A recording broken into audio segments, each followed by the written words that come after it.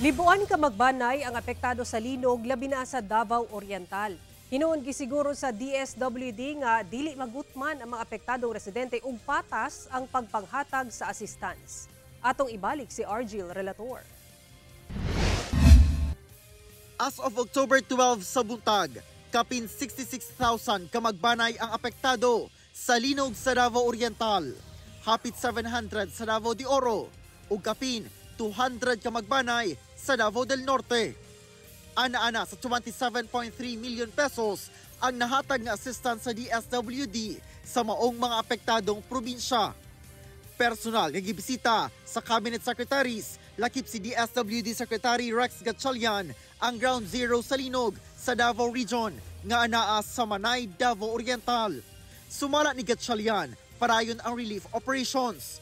Gisiguro niyang walay angay ikabalaka, sanglit milyon-milyon ang nakaandam nga family food packs sa usa ka libo ka warehouses sa tibuok nasod, lakip na sa Davao Region. Una pa man miigo ang linog, 100,000 ka family food packs na matud pa ang anaa sa warehouses sa Davao Region. So pagdating sa pagkain, alinsunod sa utos ng Pangulo, walang pamilyang apektado ang magugutom. Pagtutulungan namin ng Red Cross yung pagtayo ng mga temporary shelter para sa mga pamilya na nasira ang bahay at kakailanganin ng pansamantalang tutuluyan. Sa recovery sa mga apektadong residente, andam matud pa ang DSWD nga muhatag og pinansyal nga tabang sa higayong mahatag na sa local social welfare and development offices ang listahan sa partially o totally damaged houses. Gisiguro sa mga ahensya nga patas ug walay ginapaboran ang paghatag og assistance sa gobyerno. Kinihuman usa ka residente sa San Ignacio, Manay, Davao Oriental ang nagpost sa social media diin sukad sa linog wala matud pa sila'y nadawat nga assistance. Gikumpiska sab matud pa sa mga otoridad ang ilang mga karatula nga nakalatid ang ilang pagpangayo o bisan unsang klase sa assistance.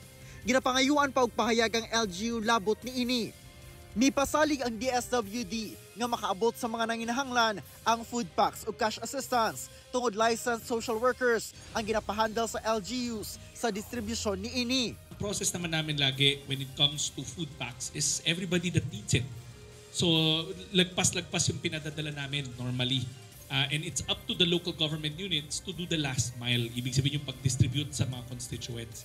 Kauban si Melchor Awing sa kamera.